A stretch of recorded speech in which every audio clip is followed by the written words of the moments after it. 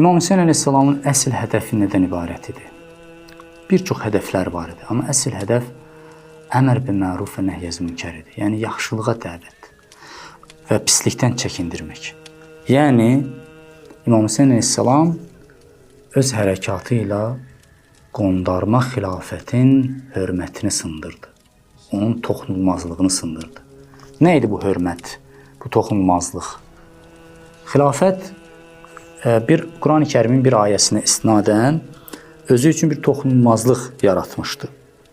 Bu Quran-ı Kərimin Nisa surəsinin 59-cu ayəsidir. Buyurur: "Ati'ullah və ati'ur rasul və ulil əmri minkum."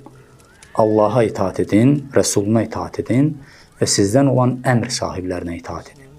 Bax, bu əmr sahiblərini özünə tətbiq etmişdilər və deyirdilər ki, əmr sahibi bizik. Allah buyurur ki, bizə itaat vacibdir, bizə qarşı çıxmaq olmaz. Quran-ı Kərimin bu ayəsindən sui-istifadə eləyib, özünün toxunulmazlığını insanlara deməli, başı salmışdılar, yəni qəbul etdirmişdilər.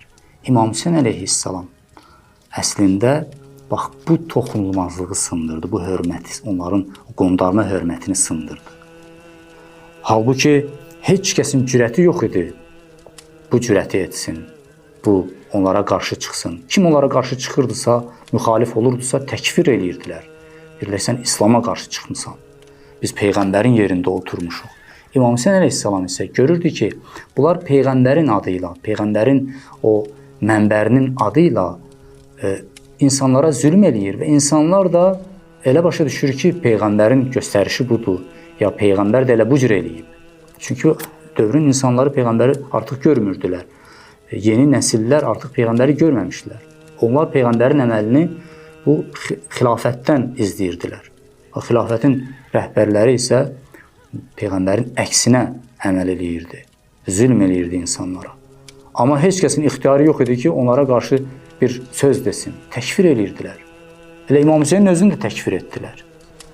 İmam Hüseyin əleyhissalam bax, bu hörməti sındırdı. Dedi ki, siz Peyğəmbər xilafətinin təmsilçiləri deyilsiniz. Siz Peyğəmbərin yerində oturmamışsınız, oranı qəsb etmişsiniz.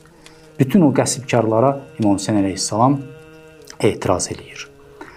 Həm Muaviyyənin, həm Yezidin, Bəni Üməyyənin o xilafəti batil xilafətdir. Bütün qəsb olunmuş o xilafətin başında duranlara İmam Hüseyin əleyhissalam bu cür etiraz eləyir.